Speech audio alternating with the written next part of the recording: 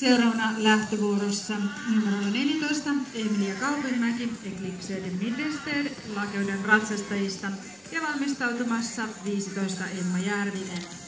Ja muut valmistautuvat 16 Pellikka ja 17 Ventelä.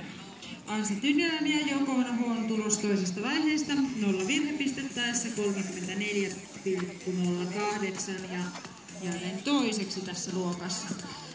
Kärkeä pitää edelleen Emma Järvinen ja Mai Meloni tuloksella toisesta vaiheesta 0 virhepistettäessä 32,59.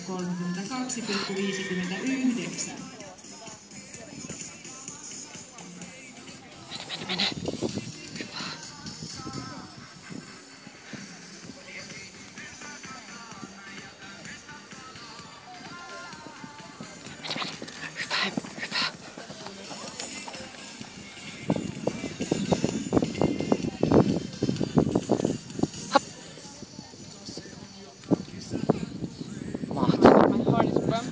Same here.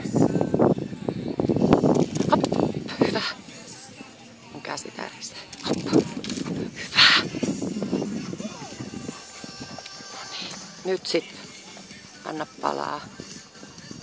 Hyvä. Anna mennä.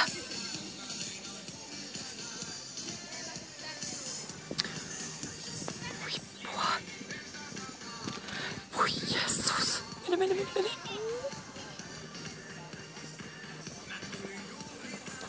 Noniin. Hop. Yes! Vielä yksi. Anna mennä. Yes! Hyvä!